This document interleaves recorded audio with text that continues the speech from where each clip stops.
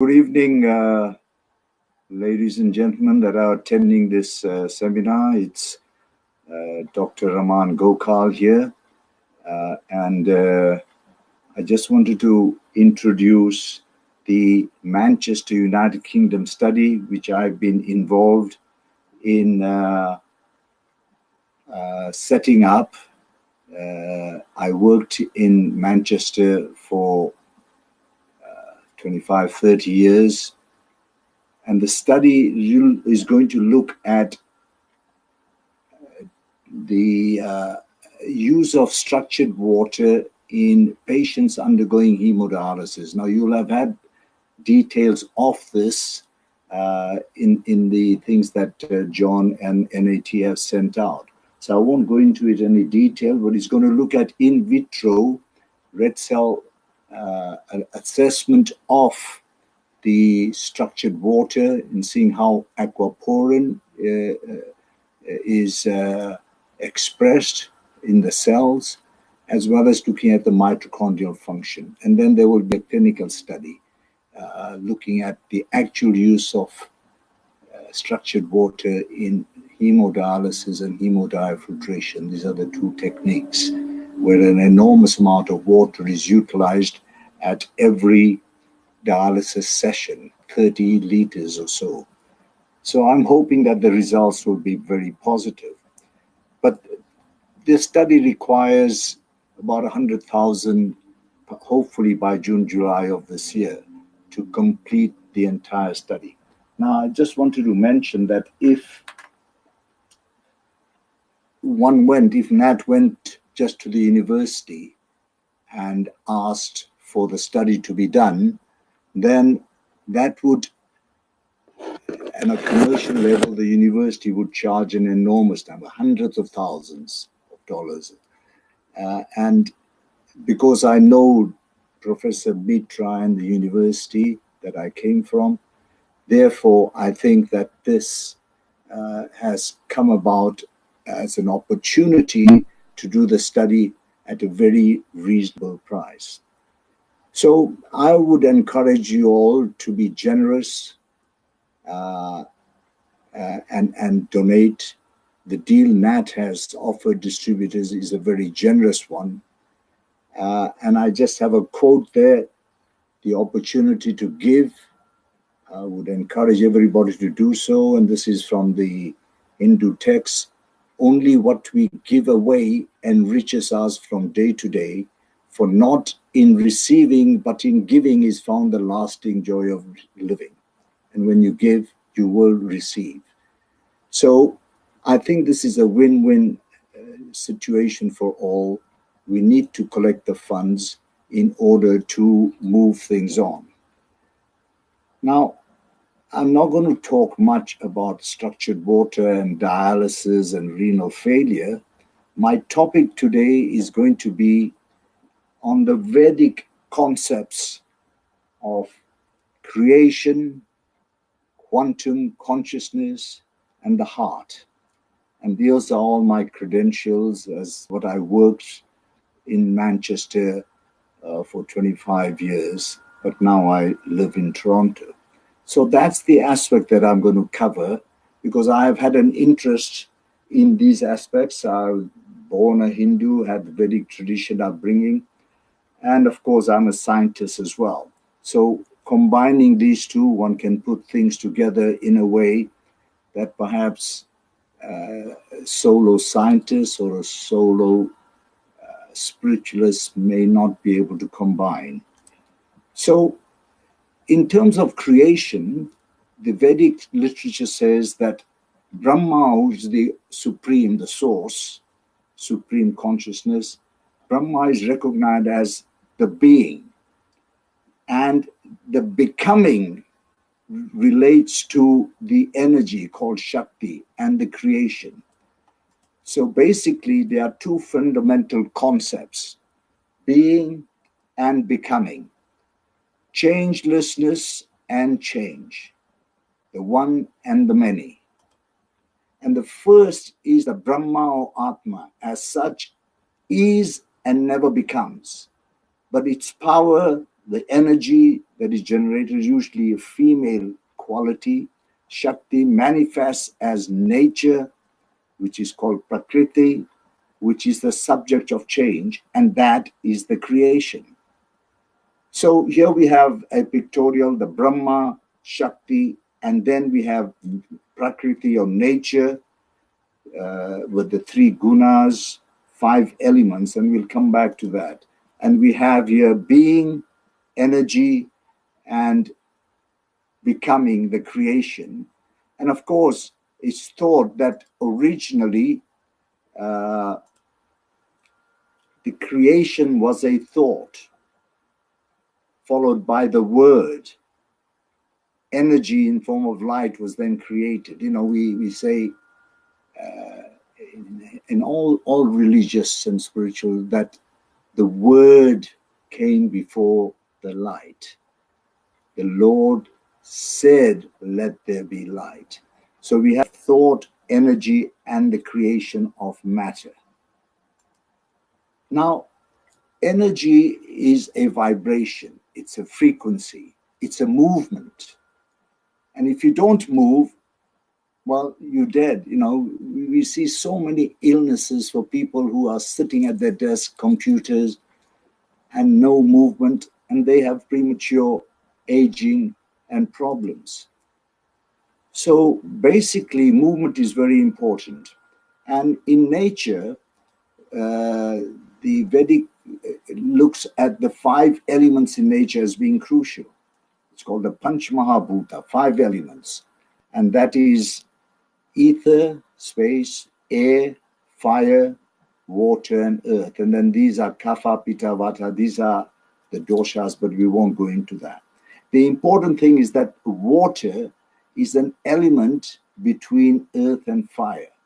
It's prevalent on the earth's surface. 75% of the earth's surface is covered. And water, like everything in nature, has to be moving. You have stagnant water and the water becomes gradually dead. So water plus movement is structuring, and that's what we see, a mountain stream coming down from, say, from the Himalayas, the river Ganges, and it goes into vortices and movement and dancing, and by that it is structured again and again. But if you have a dam in there, then the dam holds up that movement. And you usually find growth of things which are not really required to be there, and stagnation follows. So our energy, frequency, and vibrations are also related to movement and create our emotions as well. So energy within us, very important. And if you look at the energy format within us and the emotions, there on the top left hand are the elevated emotions. Fast frequency, greater energy. And at the bottom, you have slower frequency, greater density and matter. And this is survival. And the top is creation. And if you look at the various emotions that we all suffer from time to time, you know, at the very bottom, the lowest vibrational energy is lust, pain, suffering, shame, guilt, fear, anger, control, power, will.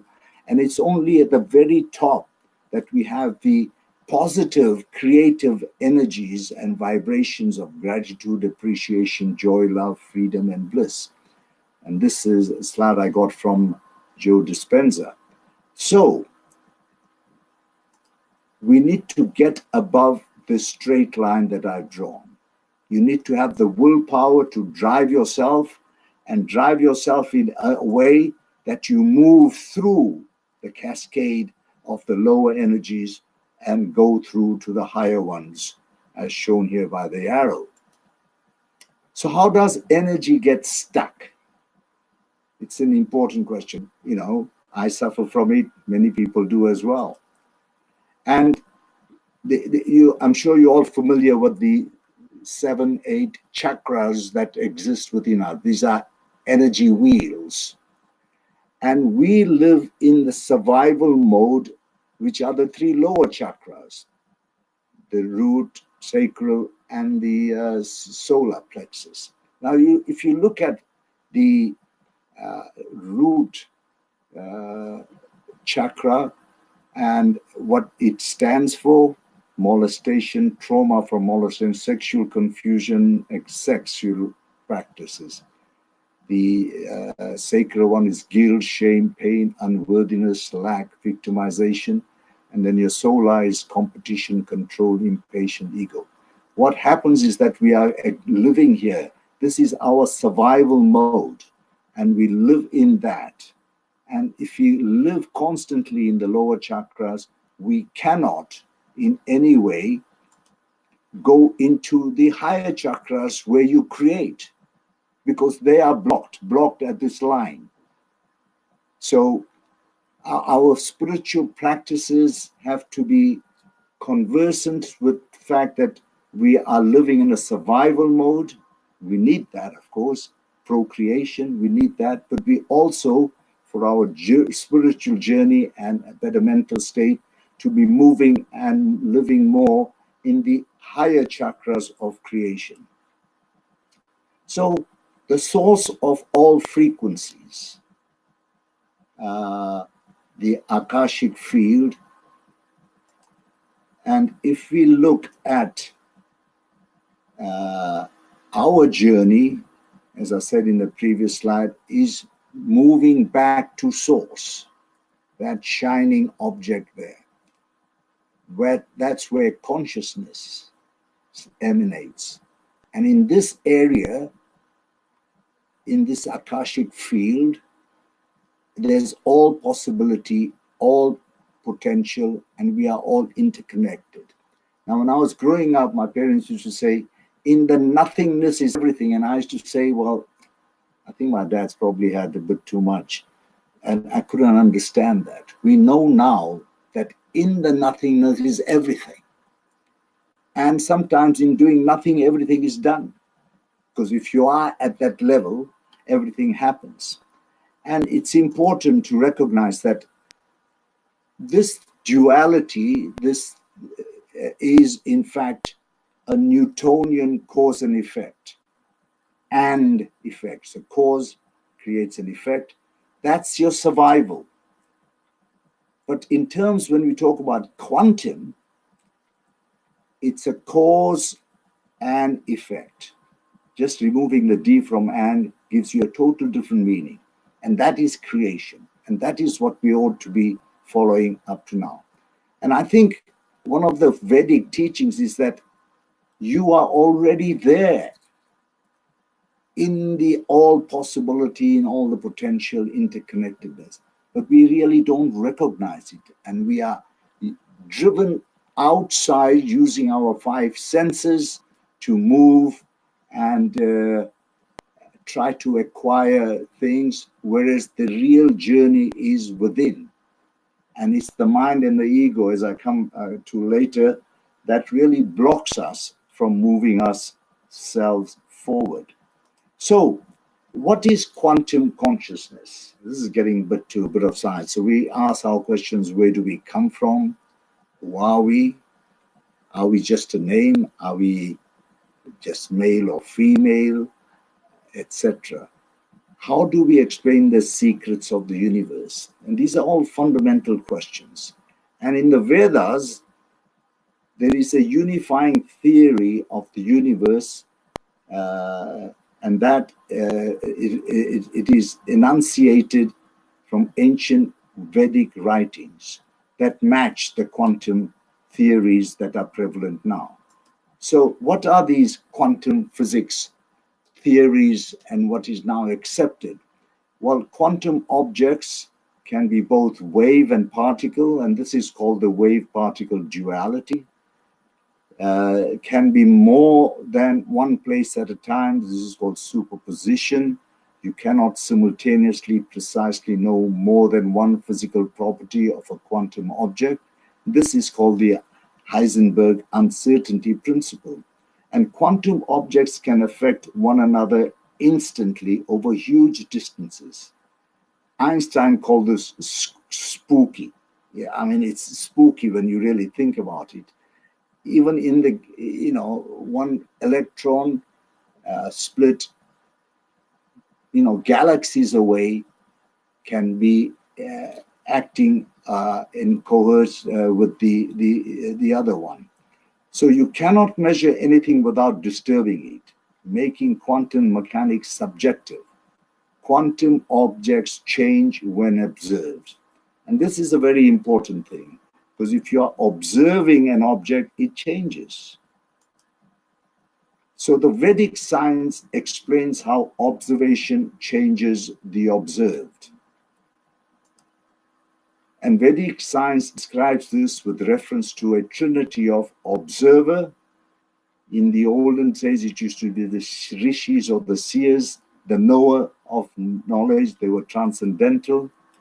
The observed, the chandas, or the known, and the process of observation, devta, or the process of knowing.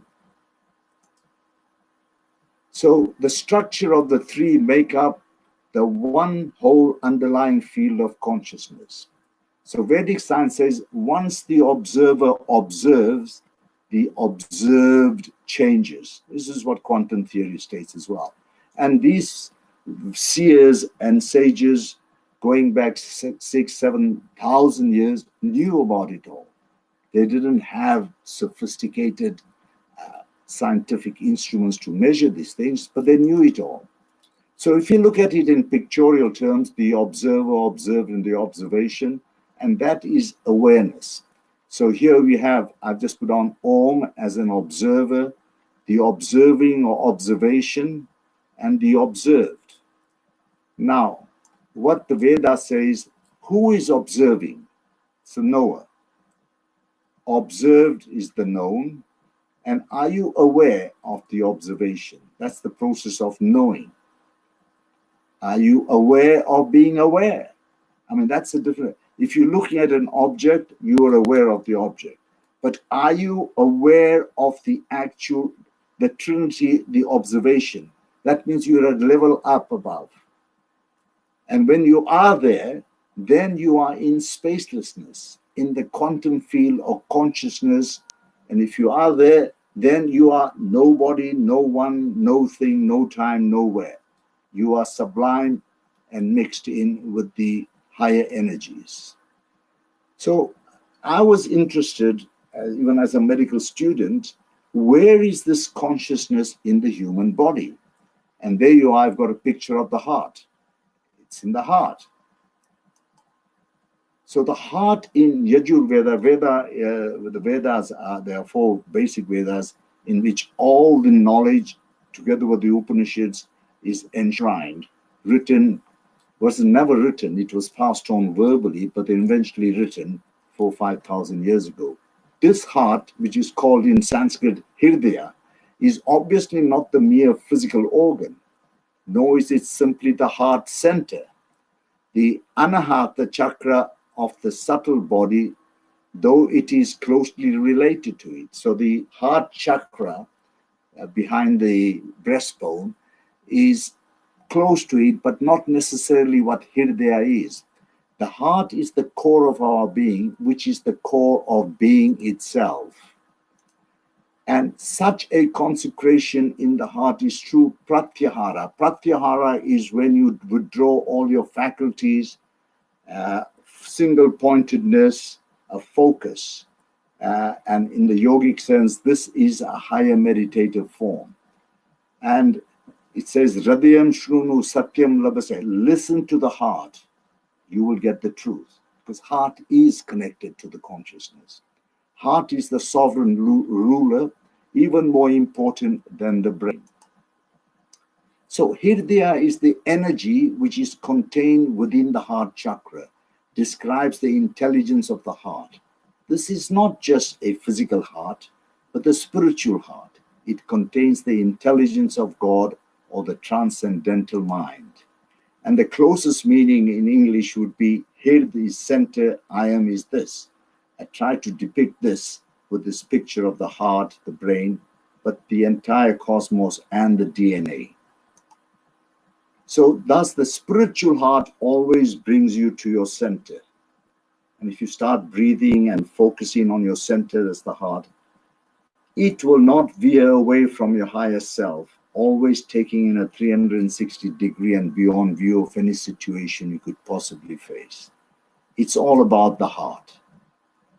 Now, what about the heart and the mind, brain, ego?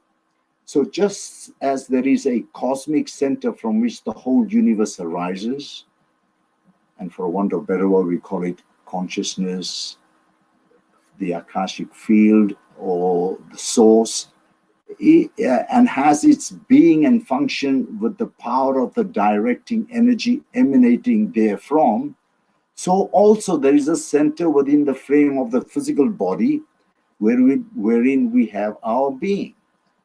This center in the human body is in no way different from the cosmic center. And I think that's an important lesson and teaching from the Vedas. The cosmic center and us, our center, are one and the same. We'll come back to that later. It is this center in us that is called the Hirdaya, the seat of pure consciousness, realized as existence, knowledge, and bliss, or truth, knowledge, and bliss, called Sat Chit Anand. This is really what we call the seat of God in us. Now, conversely, the mind brain thinks of our past experiences, our past erroneous beliefs, and assigned to those experiences, and takes all sorts of twists and turns. It puts us into a real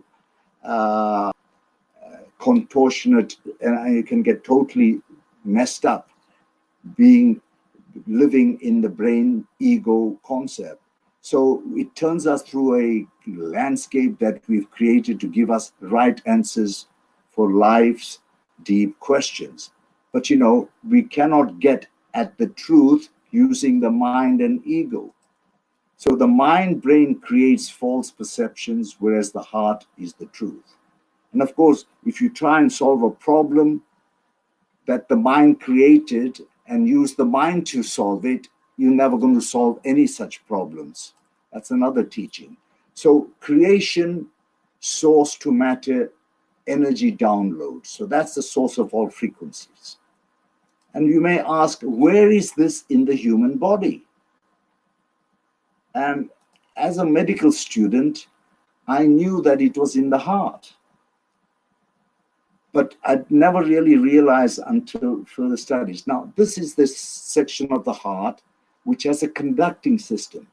And the sinoatrial node here, which is the pacemaker, that's what originates the heartbeat. It conducts itself along these fibers and the muscles contract. That there, I believe, is what initiates the beat. That is, how does that beat come out? We in medical school student days, we used to do in our physiology classes a rabbit heart totally cut away and put on and infused with some electrolytes and saline and at the right temperature, and the heart spontaneously started beating, and it would keep on beating, no stopping it. Isn't that amazing? And I believe that the sinoatrial node out there has a lot to do with that and may well relate to the source higher up. So, oops, wait, let me see. Now, I just want to say, when does the heart come into being? The Veda says that heart is the first organ to develop in the fetus, even well before the brain forms, and the first heartbeat is around 4 to 5 weeks. Is this where the consciousness and Atma enters? And we have a common and insidious cultural misconception that birth is the true beginning of human life. We seem to have this perception that a fetus is utterly unaware of anything pending the moment of awakening. But now we have scientific evidence so that that is really not so. Very early on, they can hear voices, distinguish between unique speech patterns affected by mother's emotions, father's emotions. And so you know, the fetus is alive long, long before people now recognize it to be. Now, the heart is such a powerful organ, and the neural transmissions or pathways, what I call the afferent ascending pathways from the heart, are more numerous than the ones coming down in a ratio of 9:1. I didn't know that until very recently. And we also know from scientific studies that about 40,000 specialized cells in the human heart are concentrated in a very precise way, the sensory neurites. And that probably is the previous slide with the pathways that denote the conduction of the heartbeat. So this neural network within the heart, all neurons connections from the brain connect to this nervous system of the heart, not the muscles. And these sensory neurites, they think, they learn, they remember independently of the cranial brain. Or we may tune our heart and our brain together, harmonize our heart and our brain, so that these two separate organs actually share a common neural network. So we can have coherent and incoherent brain waves, and it has to be, these brain waves have to be in harmony with heart. If your heart is coherent, then you will have your brain waves, and these are the brain waves which are coherent. Incoherent brain waves is a chaos. And when we are able to harmonize the heart and the brain, we access that harmonization and we become coherent. It's the heart coherence that leads to brain coherence. And it can be actually measured electrically. Optimum coherence between the heart and the brain is 0.1 hertz. It's a very, very low frequency. This is the frequency that dolphins and whales communicate with. So when we feel the feelings in our heart of joy, of love, of compassion, gratitude, we choose to create the feelings in our heart that generate the 0.1 hertz between the heart and the brain. Now we are harmonized. The heart entrains with the brain. So it's all about the heart. Now, if you look at the heart, and I've shown a picture here, there's the thymus gland in orange or red, and there is also the thoracic duct. This is where all the lymph from the body enters. You can see how strategically they are positioned in around the heart center. So your immunity from the thymus gland, the lymphatic system are all entrained by that heart energy. It's so important, therefore, to have that side of the your anatomy working appropriately with proper physiological demands. And finally, the science of 300 years has told us that we're separate from our bodies. So there's this connectedness and separation. We separate from one another, we separate from the earth, we separate from the cosmos. And that nature, the fundamental rule of nature, is actually based upon a model of competition and conflict. And that's totally wrong. The Vedas say this is not so. In fact, we are connected. And there is peer-reviewed science now telling us beyond any reasonable doubt that we are deeply connected to our bodies, the earth, one another. Yes, we are individuals, but we are connected as well. And the story has to be that we as individuals have to move ourselves on and become connected to the essence of who we are. So the fundamental model of nature is based in cooperation, not competition and conflict. So being conscious, being aware is the key to achieving consciousness within ourselves. And I just want to end with this particular mantra. I'm sure you all know about mantras. It's from the Upanishads. It relates to quantum consciousness. And I'll just recite it very quickly. Om Purnamada Purnamidam Purnat Purnamudachyate Purnasya Purnamadaya Purnameva Vashishyate So you see in yellow the word Purna. Purna means whole, perfect, complete, absolute. That is the whole perfect. This is the whole perfect. So everything is perfect. From wholeness emerges wholeness. Wholeness coming from wholeness, wholeness still remains. So all is one, that we are part of the divine. If we are part of the whole, then the whole must be part of us.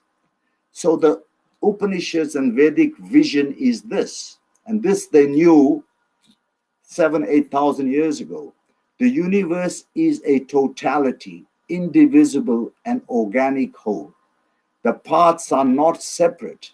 We are all in it together. The togetherness, interlinked, connected. Even a blade of grass is linked to the greatest sun and no less significant.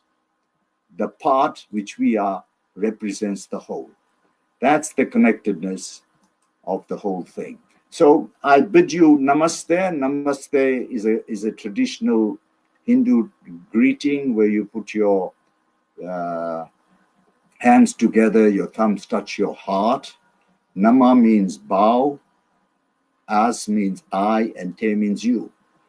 And this namaste greeting sums up what it's all about. The divine light in me honors the divine light in you. Namaste is the recognition that we share a common divinity. So, to end, I'll say, may you all be blessed in your divine journeys, and namaste.